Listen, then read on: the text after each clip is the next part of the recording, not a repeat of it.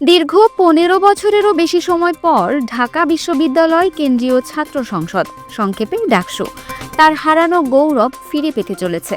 কিন্তু সুষ্ঠু এবং নিরপেক্ষ নির্বাচন নিশ্চিত করার জন্য নির্বাচন কমিশন একটি কঠোর আচরণবিধি তৈরি করেছে।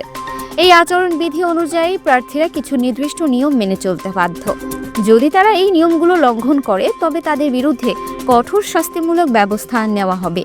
এই ভিডিওতে আমরা এই আচরণবিধির মূল বিষয়বস্তুগুলো নিয়ে বিস্তারিত আলোচনা করব। আচরণবিধিতে প্রচারণার নিয়মাবলী নিয়ে বিস্তারিতভাবে বলা হয়েছে। প্রার্থীরা কিভাবে প্রচার চালাবেন, কোন ধরনের যানবাহন ব্যবহার করা যাবে না, মাইক ব্যবহারের সময়সীমা এবং সামাজিক যোগাযোগ মাধ্যমে প্রচারের বিধিনিষেধ সবকিছুই এখানে ব্যাখ্যা করা হয়েছে।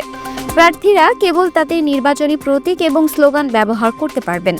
তারা কোনো ধরনের উস্কানিমূলক বা ব্যক্তিগত আক্রমণমূলক বক্তব্য দিতে পারবেন না। এই নিয়মগুলো সুষ্ঠু এবং শান্তিপূর্ণ নির্বাচনের জন্য অপরিহার্য।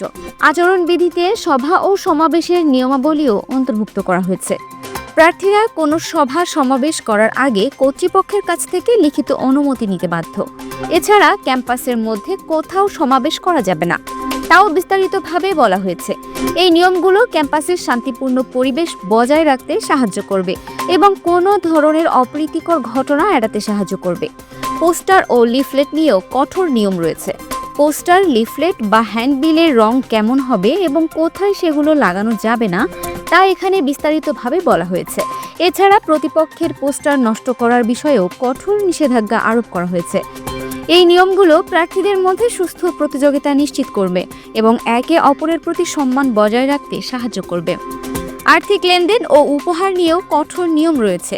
নির্বাচন উপলক্ষে চাঁদা তোলা বা আর্থিক অনুদান দেওয়া নেওয়া এবং ভোটারদের কোনো ধরনের খাবার বা উপঢৌকন দেওয়ার উপর নিষেধাজ্ঞা আরোপ করা হয়েছে। এই নিয়মগুলো নির্বাচনকে দুর্নীতিমুক্ত রাখতে সাহায্য করবে এবং এটি নিশ্চিত করবে যে ভোটাররা কোনো ধরনের প্রলোভনে পড়ে ভোট দেবে না। আচরণবিধিতে নির্বাচনী আচরণ নিয়েও বিস্তারিতভাবে বলা হয়েছে। ব্যক্তিগত আক্রমণ, গুজব বা উস্কানিমূলক বক্তব্য এবং ভোটদানে বাধা দেওয়ার বিষয়ে কঠোর নিয়মাবলী উল্লেখ করা হয়েছে। এই নিয়মগুলো প্রার্থীদের মধ্যে সুস্থ এবং নৈতিক প্রতিযোগিতা নিশ্চিত করবে। যদি কোনো প্রার্থী এই নিয়মগুলো লঙ্ঘন করে তবে তার বিরুদ্ধে কঠোর শাস্তিমূলক ব্যবস্থা নেওয়া হবে। আচরণবিধি ভঙ্গ করলে সর্বোচ্চ 20,000 টাকা জরিমানা, প্রার্থিতা বাতিল বা বিশ্ববিদ্যালয় থেকে বহিষ্কারের মতো শাস্তির বিধান রয়েছে। এই শাস্তির বিধানগুলো প্রমাণ করে যে নির্বাচন কমিশন একটি সুষ্ঠু এবং নিরপেক্ষ নির্বাচন নিশ্চিত করার জন্য কতটা দৃঢ়প্রতিজ্ঞ। যদি কোনো প্রার্থী এই নিয়মগুলো লঙ্ঘন করে তবে তার রাজনৈতিক ক্যারিয়ার ঝুঁকির মুখে পড়বে।